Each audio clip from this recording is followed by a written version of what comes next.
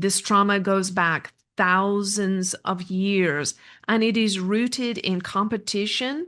It is rooted in separateness. hmm It is rooted in an unwillingness to see that the other is a mirror of the self. And many people today are looking for a world leader or many world leaders to step up and end this conflict. But what we want to say to you that the conflict will never be ended through one world leader or even a collective of world leaders. And what I would say to that is anyone listening, even listening to this possibility or this thought. Hi, my name is Anjie Hipple. I'm a channeler for the beautiful collective of angels called Judah. They are 350,000 higher dimensional angelic beings.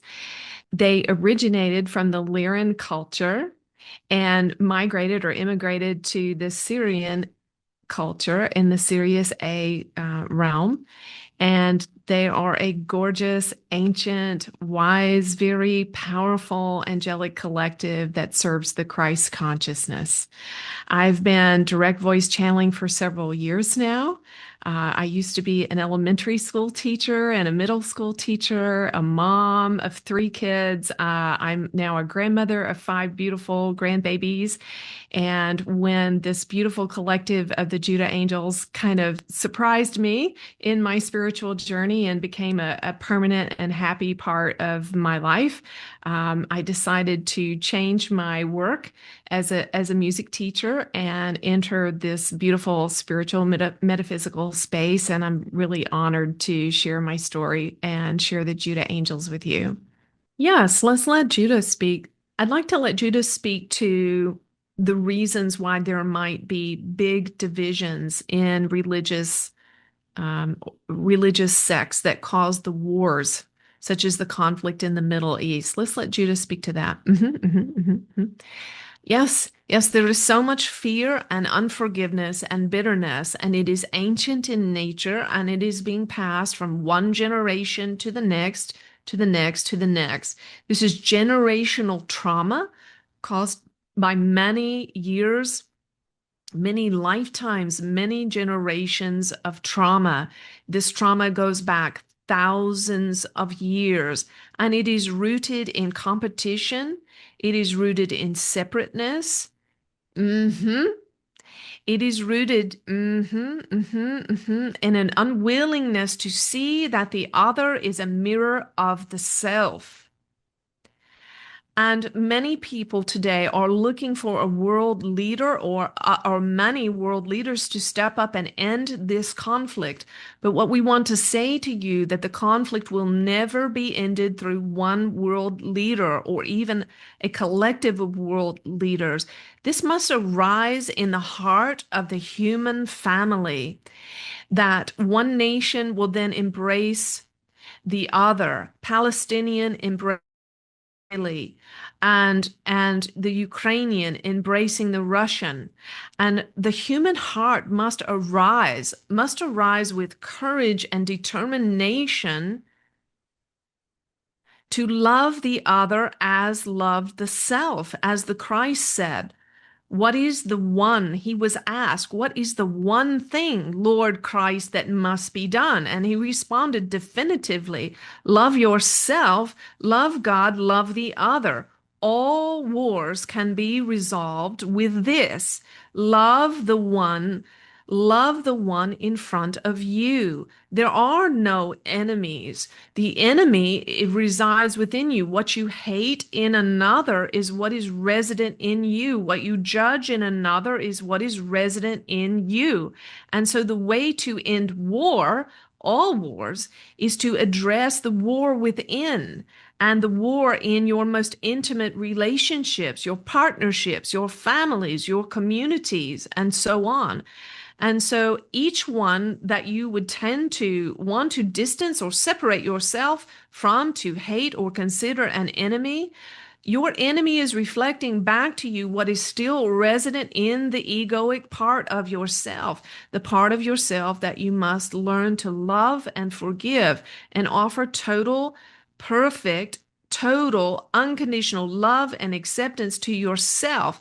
When you can do that, you will no longer have enemies, for you will offer this same love and unconditional acceptance to all of those around you. True mastery of the self is to unconditionally love yourself and the other in every circumstance. Most importantly, your enemies. This is why the Christ emphasized love your enemies, love your enemies. And the teaching of the Christ was this: you haven't really learned to love until you have loved your enemies.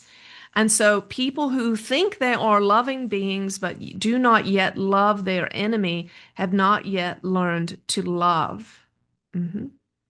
What a lovely question. Are religious and religious organizations becoming unnecessary or unneeded in this day and time of spiritual awakening?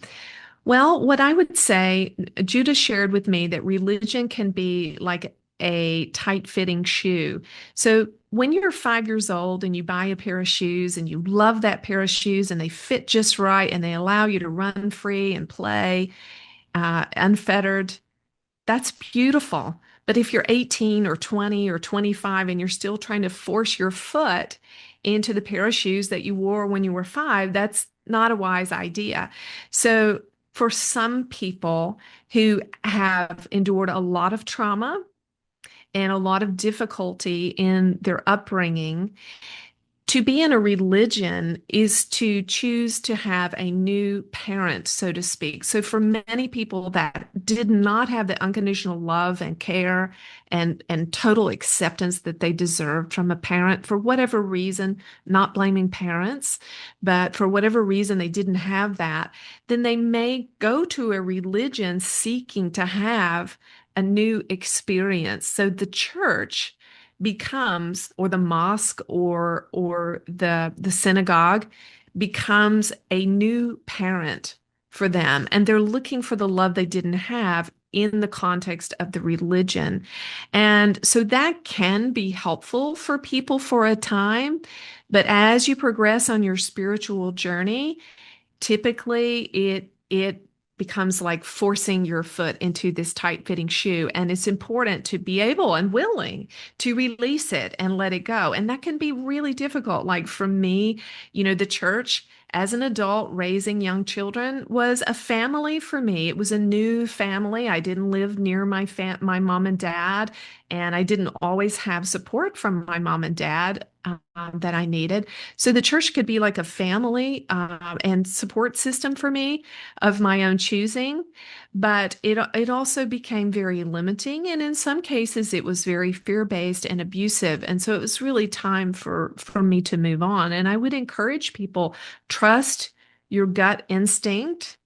And if what I'm saying resonates with you and you feel that it's time, then release it. And I do feel, on a broader scale, to answer your question, I do feel that we are moving towards a new earth and a new humanity in which religious systems will really either be radically transformed to be more inclusive, completely non-judgmental, more open, more allowing, or they will crumble. And I do feel like the human heart and the human spirit will rise up and really demand that of the larger religious institutions. Well, as we move into as we move into the great awakening and the future of humanity, as each one resolves their own internal conflict, as each one comes into unconditional love and acceptance of the self, and then begins to share that with those in their immediate environment, there is a radical transformation that comes to the entire human family and the future of Earth through this very simple spiritual practice of loving the self, loving the other. And there is so much wonder and ecstasy and miracles that will come.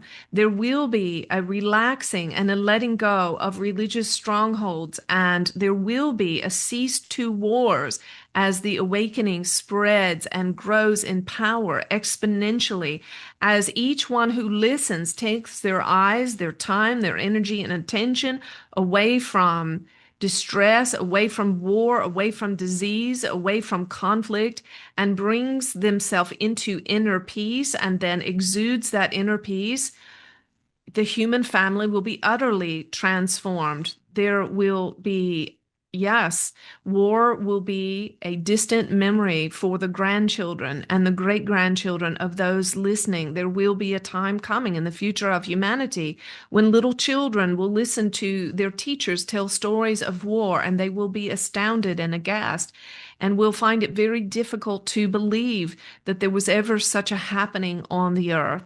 And young children will know from a very young age how to channel, how to use their psychic abilities. It will be very commonplace.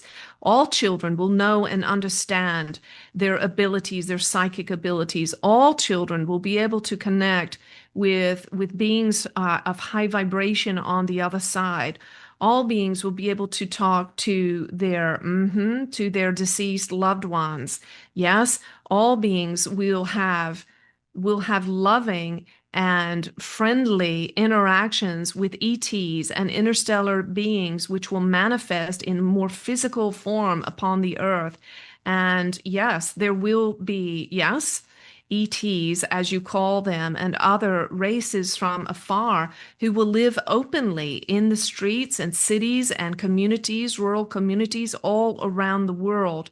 Just as you have learned how to embrace in your home country immigrants from other countries, all of humanity will learn to embrace, as you call them, ETs or alien races. They will no longer be alien to you. They will become commonplace and a part of the normal reality of humanity. And ultimately, the entire human family will become what you consider now to be enlightened beings. Everyone on the earth will evolve into their highly enlightened state, and everyone will live together in peace, in cooperation, in a unique celebration of each soul's individuality and unique talents and abilities. And they will, each one in the human family will be allowed and have the opportunity to share their unique and valuable gifts with the world without restraint, with freedom, with abundance, without slavery to greed or monetary worth. Everyone will be seen as a valuable contributor to the human family, and everyone's gifts and talents will be rewarded from the dishwasher to the cook to the financier and everything in between. Yes?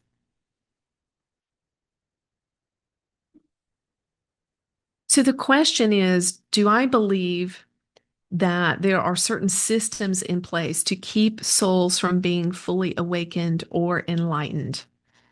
And what I would say to that is anyone listening, even listening to this possibility or this thought, is not subject to any systems that would keep you from being fully awakened and fully enlightened. In fact, if you're here and you're listening to this podcast, then you are awake, and there's no way that you can be trapped in any sort of system. And I have not found that to be true in my experience of working with many thousands of people and also working with their loved ones that have already crossed over when I speak to them. I have found that those who have crossed over have absolute choice in their decisions, in what happens to them when they enter the afterlife. They are given help and support and guidance from loving angels and guides to process their former life, to process their experiences so far as a soul. And they're given support and wisdom and insight to how to make decisions about how to move on. Some souls choose to stay in the fourth dimension. They choose to stay as guides for the loved ones they've left behind. Some of them are troubled. They do have unresolved pain and fear in their field of consciousness, and so they are kind of like those ghostly characters that we sometimes encounter. But I have learned with Judah how to actually treat the pain that those souls feel. It can be treated. I say simply, Judah, if I experience, let's say, a soul that's passed on that's really troubled or tormented, and maybe they're even tormenting a family member, I just ask Judah, do you see the pain in this field of consciousness, this entity? And will you please smooth out this pain and release them back to their source? So we can even learn how to ease the suffering and pain of souls that are trapped on the other side. It's very easy to do. I teach people how to do it all the time. And yeah, I have love and compassion for these souls. But do I think that some other dark force is trapping them? Um, they may be connected to some dark karma or old shadow aspects of their family or their generations of their culture, but they most certainly can be free from that. And divinity, source and angels is always available to help every soul that cries out for help, whether they're still in the body living a human experience or whether they've crossed over. And again, a great resource for understanding this is the Robin Williams movie that I mentioned, What Dreams May Come. So emotional and physical trauma can sometimes trigger channeling. And one of the ways that we know this to be true is in the beautiful episodes like the ones that you guys put out, many people endure a really serious trauma in a health scare or a car accident or something like that. And when they go out of the body into their near-death experience, they experience profound bliss and connection to the unseen realm, to their angels and guides, to Christ and many other beautiful beings. This was also my experience. I did not have a near-death experience, but I did almost die on 3 occasions during my chronic illness. And there was something about the whole experience of that, the intensity of the trauma of that, my illness and many other things that had gone on in my life that induced this psychic awakening. So I don't prefer that for anyone, but it does happen and it can trigger psychic openings. Um, but also, you can learn to have these open psychic experiences without the trauma associated. But yes, it is sometimes an aspect, a part of psychic openings for people. Many people that have a near-death experience or a very traumatic heartbreak, such as losing a loved one, can induce a psychic opening. And anytime someone dies, or is born, there is a portal or a doorway that is open for a period of time to the unseen realm. So those times in a person's life can bring in a really profound connection to the unseen realm.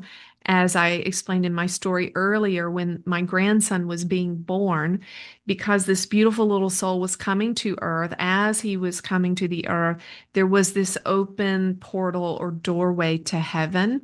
And I was a beneficiary of the beauty of that. It enabled me to be able to connect in really powerfully with Judah. Thank you so much for being here. It is my pleasure to spend this time with you. Thank you for investing yourself in this conversation. I'm Anjie Hipple from the Judah channel, and we would love to see you again and serve you in any way.